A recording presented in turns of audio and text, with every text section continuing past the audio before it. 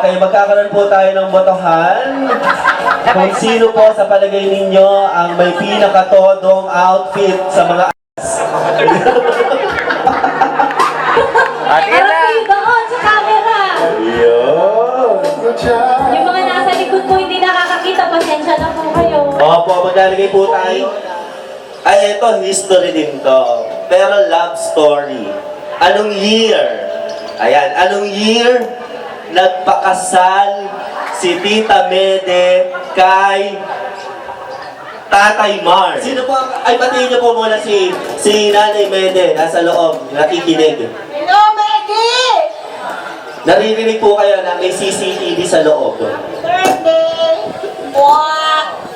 I think 1976. Tignan po natin kung tama. 1970. Ano po sagutin niya? Nako, hindi po 1976. Thank you, thank you. Natin kung matatama kayo kailan. Batiin niyo pala muna si Nanay Mede, nasa loob siya. Lady, happy birthday! Kaya naririnig po tayo dyan sa loob. Anong year po sila nagpakasal? 1975 is the correct answer. Question is, ang mga apo ni Nanay Mede. Kasali po yung apo sa tuhod, ha? May apo na sa tuhod eh. Ilan ang mga apo ni Nanay Mede at Tatay Mar? So, lolo at lola. Opo.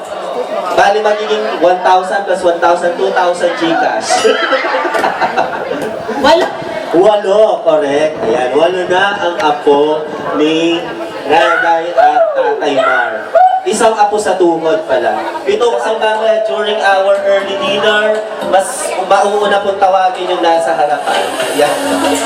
Kaya please do occupy our seats dito po sa harapan sa mga nakatayo po dyan, mga sirs. Pwede po kayo mag-occupy ng mga tables and chairs dito sa bandang harapan. Yan. Dito may pa-electric fan pa. Okay, let's move on to our next question. Our next question is, saan, ito medyo mahirap to, saan nag-aral ng elementary si Nanay Mede? Elementary school. Saan po nag-aral? Dito po, dito. Sige, pakalawan nyo na rin po to, no? Sige po. Saan po siya nag-elem? Sa Malapit East Elementary. Our next question is, eto love story ulit. Saan nagkakilala si Nanay Mede at Tatay Mar? Saan sila nagkakilala? Lugar. Nagkita, ay nagkakilala pala. Saan nagkakilala si Tatay Mar at Sir, saan po sila nagkakilala? Batiin niyo pala muna si Nanay Mede sa loob. Hello, Mother. Happy birthday. Happy 70th birthday. Okay po, saan po sila nagkakilala? Sa palengke. Sa hindi na po. Hindi na po din yung unang si Nanay Mede po eh. Ay baka iba po yung nakita ni Tatay Mar sa palengke. Nahuli. Nahuli. Sabi na nga ba, iba yung nakilala niya sa palengke.